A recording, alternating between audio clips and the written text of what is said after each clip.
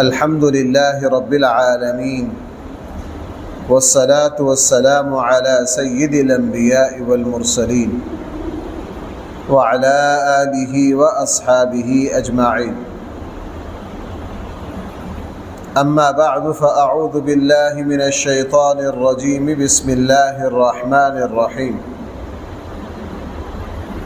ألم تر أن الله يسبح له من في السماوات والأرض والطير صافات كل قد علم صلاته وتسبيحه والله عليم بما يفعلون ولله ملك السماوات والأرض وإلى الله المصير.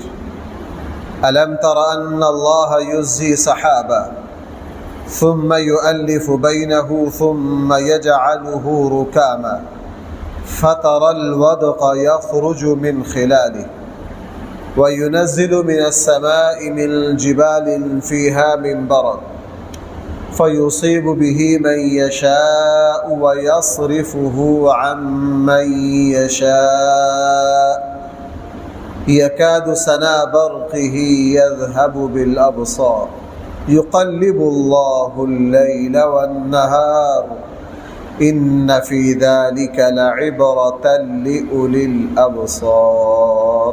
صدق اللہ مولانا العظیم. ان آیات میں اللہ جل جلالہ نے اپنی قدرت، اللہ جل جلالہ کی صفت تخلیق کے شاہکار، اللہ جل جلالہ نے اپنی پہچان کے لیے اس پورے جہان میں جو دلائل بکھیر رکھے ہیں، قرآن کریم نے ان کا تذکرہ کیا. ان آیات پر جو سطحی سی نگاہ بھی ڈال لے اور غور و فکر کرے تو وہ اللہ تعالیٰ تک پہنچ جاتا ہے، اللہ کی معرفت کو حاصل کر لیتا ہے. کیوں اس کائنات کا ذرہ ذرہ اللہ تعالیٰ کے وجود کو چیخ چیخ کر بیان کر رہا ہے. اگر انسان ہی تجاہل عارفانہ برت لے، آنکھیں بند کر لے، حقیقت کو نہ سمجھنا چاہے، وہ اس کا قصور ہے.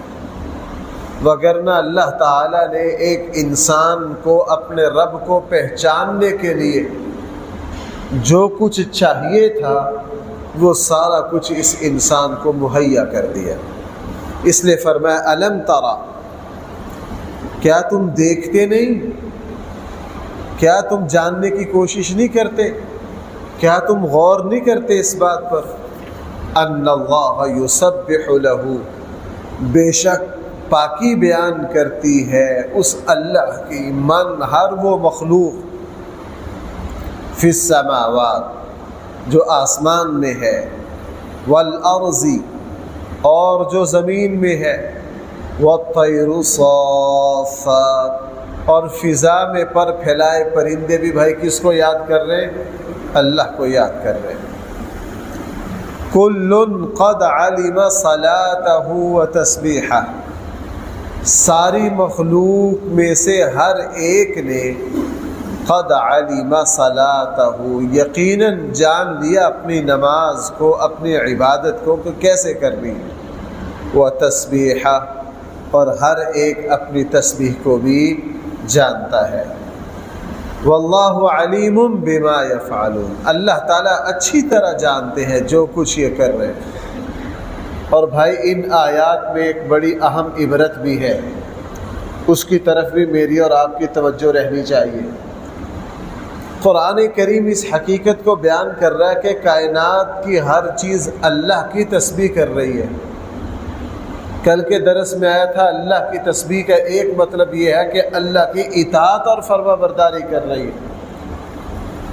یہ ساری مخلوق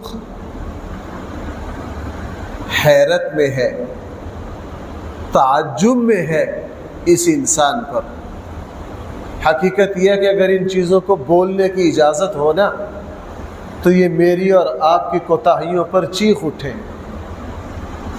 کہ جناب ہم اس اللہ کی نافرمانی کی جرت نہیں کرتے، حالانکہ انسان اور جنات کے علاوہ باقی مخلوق نے بھائی اللہ کو حساب دینا ہے، بھائی اللہ کو حساب دینا ہے؟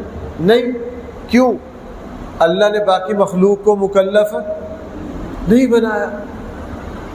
اللہ نے انا عرضنا الامانۃ علی السماوات والارض والجبال، اللہ کی مکلفانہ اطاعت کو کس نے قبول کیا؟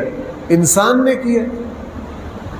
یہ ساری مخلوق اللہ تعالیٰ کو، اس لیے قیامت والے دن ان کا کوئی حساب نہیں، ان کا کوئی حساب و کتاب نہیں ہے۔ تو جس مخلوق کا حساب و کتاب نہیں ہے وہ اللہ کی نافرمانی کی جرت نہیں کرتی، وہ اللہ کی اطاعت اور فرما برداری میں لگی رہتی ہے، وہ اللہ کی تسبیح کرتی رہتی ہے۔ بھائی میں اور آپ جو قدم قدم پر اللہ کے محتاج ہیں، دیکھو بھائی میں آپ سے ایک بات عرض کروں، ہماری نمازوں میں اب وہ اثر نہیں رہے۔ کیوں؟ ہم نماز کس احساس کے ساتھ پڑھتے ہیں؟ ہم نماز اس احساس کے ساتھ پڑھتے ہیں کہ میں متقی ہوں، میں نیک آدمی ہوں، اللہ نے مجھے شعور دیا۔ یہ سارے احساسات میری سمجھ کے مطابق غلط ہیں۔ نماز اس احساس کے ساتھ پڑھنی ہے کہ یہ میرے اللہ کا میرے اوپر حق ہے۔ بھائی یہ کیا ہے؟ میرے اللہ کا میرے اوپر حق ہے۔ ایک منٹ ہمارا سانس نہ چلے اگر اللہ روک دے، اگر اللہ تعالیٰ رات کو نیند نہ دے تو ہم ایک رات کے بعد ہی پاگل ہو جائیں۔ میں جس بندے کو ساری رات نیند نہ آئے، صبح چہرے کی رنگت بدل جاتی ہے کہ نہیں؟ یہ انسان 2 راتوں کا مالک ہے، 3 راتوں کا ہے، 2 راتیں 3 راتیں نکال سکتا ہے۔ اس کو 2-3 دن سونے نہ دیا جائے، اس کا دماغ، اس کی سوچ، اس کا فہم ختم ہو جائے۔ اس لیے یہ آیات مجھے اور آپ کو یہ سبق بھی دے رہی ہے کہ جناب میرے اور آپ کے روئے روئے پر بھائی کس کا حق ہے؟ اللہ کا حق ہے۔ جو بندہ اللہ کا حق سمجھ کر اللہ کی اطاعت اور فرما برداری کرے گا، اس کی توجہ کبھی بھی بدلے کی طرف نہیں جائے گی۔ اگرچہ اللہ بدلہ دیں گے، بھائی ہر نیک عمل کا بدلہ کون دے گا؟ اللہ۔ لیکن یہ مسلمان پھر بدلے کی طرف توجہ کم کرے گا، اللہ کے حق کی طرف توجہ زیادہ کرے گا۔ اس لیے یہ آیات یہ بھی سمجھا رہی۔ آگے دیکھیے، وَلِلَّهِ مُلْكُ السَّمَاوَاتِ وَالْأَرْضِ، اللہ ہی کے لیے ہے آسمانوں اور زمین کی بادشاہت۔ پیچھے آیا تھا ہر چیز اللہ کی تسبیح کر رہی ہے، اب آ گیا زمین و آسمان میں کس کی بادشاہت ہے؟ وَإِلَى اللَّهِ الْمَصِيرُ، ساری مخلوق نے لوٹ کر کس کے پاس آنا ہے؟ اللہ ہی کے پاس آنا ہے۔ اب ذرا آگے غور کیجئے، أَلَمْ تَرَ، کیا آپ لوگ دیکھتے نہیں ہو، غور نہیں کرتے ہو، جاننے کی کوشش نہیں کرتے ہو؟ کیا جی؟ ان اللہ یزجی سحابا، وہ اللہ ہی ہے جو بادلوں کو چلاتے۔ بھائی جو بادلوں کو چلاتے ہیں، کہاں پانی کے ذخیرے سمندر، اور کہاں سمندروں کے اوپر سے اتنے بڑے بادلوں کا سفر شروع ہوتا ہے۔ ہم سے بھائی سمندر کتنے کلومیٹر دور ہے؟ 5 کلومیٹر دور ہے، 7 کلومیٹر دور ہے، اور سینکڑوں میل سے بادلوں کا سفر شروع ہوتا ہے۔ یہاں تک کون لاتا ہے؟ ان بادلوں کو پورے صحراؤں پر کون بکھیرتا ہے؟ یہ بادل جو ہیں یہ اللہ تعالیٰ کی قدرت کا عجیب شاہکار ہے۔ میں نے آپ سے عرض کیا تھا سمندر کا پانی بھائی انتہائی کھارا، انتہائی نمکینا، انتہائی کڑوا، اس کو پیا ہی نہیں جا سکتا، وہ ہونٹوں کو لگانا ممکن نہیں ہے۔ ایسا تیز پانی ہے کہ اگر صرف منہ میں کلی کر کے بھی پھینک دیا جائے تو منہ کو زخمی کر دے. لیکن اللہ کی شان، اللہ تعالیٰ اس نمکینے کھارے کڑوے پانی سے بخارات اٹھاتے، اس سے بادل بناتے. اور آپ سمندر پر جائیے تو ہم وہاں جا کے حیران ہو جاتے تھے کہ وہ بادل کے چھوٹے چھوٹے ٹکڑے جسم سے ٹکراتے، ان کو یوں پکڑ کے ہم کہتے تھے یا اللہ اس میں تو پانی نہیں ہے، اس میں تو نمی نہیں ہے. لیکن اللہ تعالیٰ ان ذرات کو اکٹھا کرتے ہیں. اس لیے یہی بات آگے فرمائی ثم یؤلف بینہ، اللہ تعالیٰ پھر ان بادل کے ٹکڑوں کو کیا کرتے ہیں؟ اکٹھا کرتے ہیں. ثم یجعلہ رکاما، پھر اللہ جل جلالہ ان کو تہ بتہ مرتب کرتے، بادلوں کی تہیں، اور پھر اللہ ان کو چلاتے.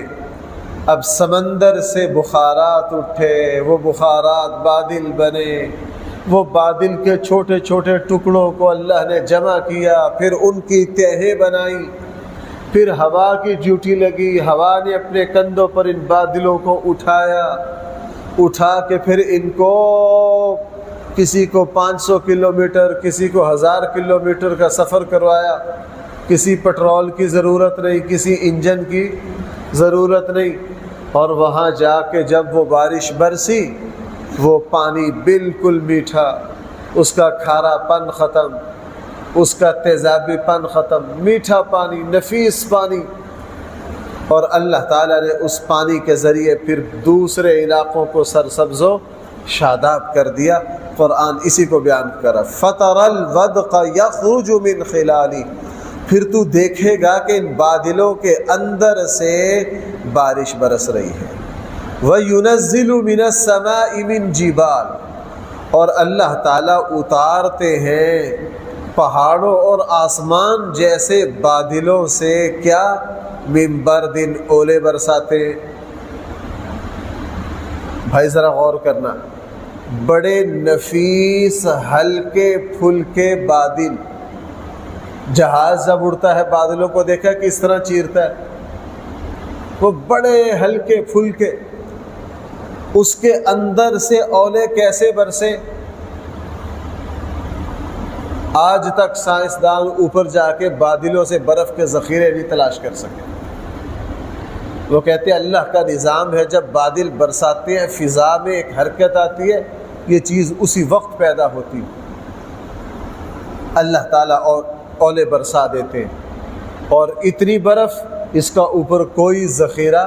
نرم و نازک بادلوں کے اندر سے اولے کیسے نکلتے ہیں؟ اسی لیے قرآن کہہ رہا ہے وَيُنَزِّلُ مِنَ السَّمَاءِ مِنْ جِبَالٍ، ہم اوپر سے پہاڑوں کی طرح جو بادل ہیں، فیہا من برق، وہاں سے ہم اولے برساتے ہیں. فیصیب بہ من یشاء، پھر یہ اولے جس پر چاہتے ہیں برسا دیتے ہیں.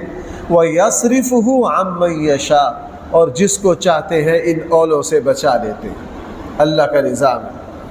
اگر اولے تھوڑے سے بڑے ہو جائیں، آپ نے دیکھا تباہی مچ جاتی. اب تو جدید دور ہے، ہم دیکھتے بڑے بڑے اولے برسے ہیں، جانور مر گئے، سارے پرندے مر گئے. پاکستان کے ایک بہت بڑے مفسر قرآن ہیں، انہوں نے کہا 1935 میں وہ لاہور میں زیر تعلیم تھے.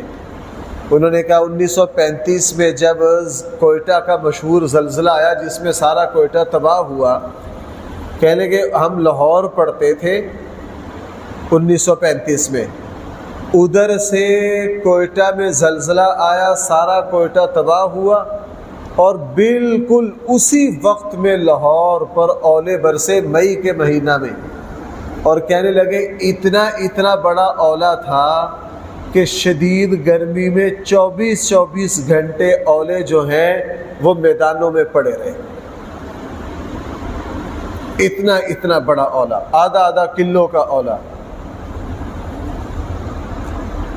اللہ کی شان ہے. اوپر تو نرم و نازک ہلکے پھلکے بڑے نفیس بادل ہیں، ان کے اندر سے اتنے بڑے اولے کہاں سے نکل آئے؟ آپ نے ابھی اسی موسم میں ہمارے یہاں دیکھے کہ ایسے اولے برسے تہے جم گئی.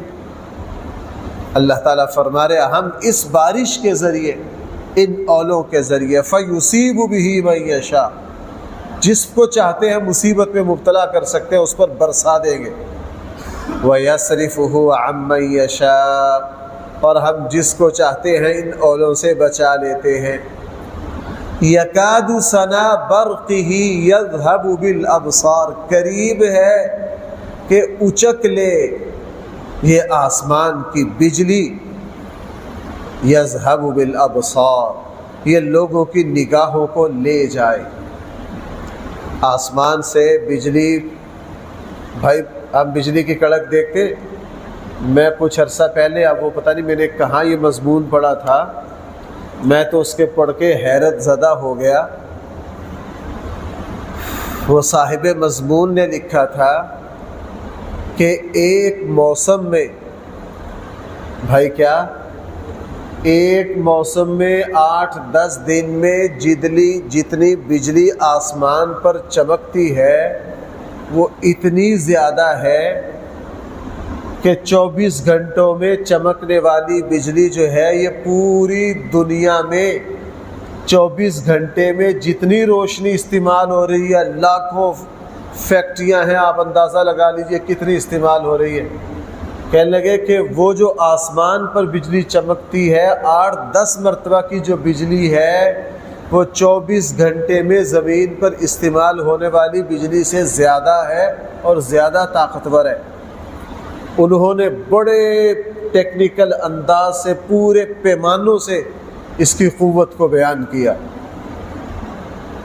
اور پھر اس صاحب نے سورہ رعد کی وہ آیت لکھی اور یہ آیتیں لکھی کہ یہ جو بجلی چمکتی ہے اس کی اتنی طاقت ہے، اگر اللہ تعالیٰ اس کو ہم دیکھتے ہیں کبھی کبھار اس کے کچھ اجزاء گرتے ہیں، بھائی اموات ہو جاتی ہیں کہ نہیں ہو جاتی.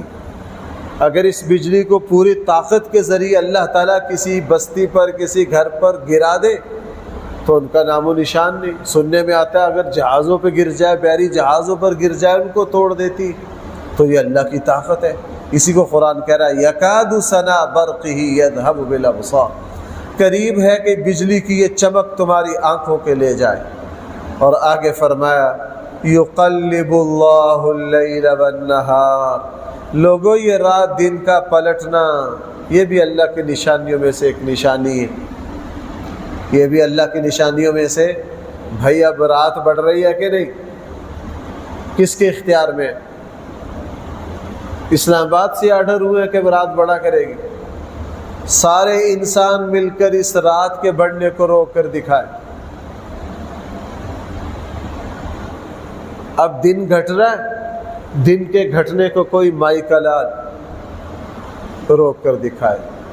اور اللہ نے خود فرمایا قل ارأيتم ان جعل الله عليكم الليل سرمدا، یہ جو رات ہے اگر ہم اس کو روک دے تو کوئی ہمیں سورج نکال کر دکھائے. قل ارأيتم ان جعل الله عليكم النهار سرمدا، اگر دن ہو ہم سورج کو غروب نہ کریں تو کوئی سورج کو غروب کر کے دکھائے، کوئی سورج کو کیا کر کے دکھائے. اس لیے فرمایا یقلب اللہ اللیل والنہار، رات کو دن کو الٹ پلٹ کرنا یہ بھی اللہ ہی کی شان ہے. آگے قرآن کہہ رہا ہے ان فی ذلک لعبرۃ لأولی الابصار، لوگوں اس میں بڑی عبرت ہے بصیرت والوں کے لیے، عقل والوں کے لیے. تم ان چیزوں پر غور کرو، غور کرو، غور کرو. غور کرتے کرتے یہ چیزیں، یہ دلائل تمہیں اللہ تک پہنچا دیں گے. یہ سلسلہ کلام چل رہا ہے، اللہ نے توفیق دی تو انشاءاللہ اگلی آیت اندر سے. الحمدللہ رب العالمین والصلاة والسلام علی سید الانبیاء والمرسلین وعلى آلہ واصحابہ اجمعین. ربنا آتنا فی الدنیا حسنہ وفی الآخرۃ حسنہ وقنا عذاب النار.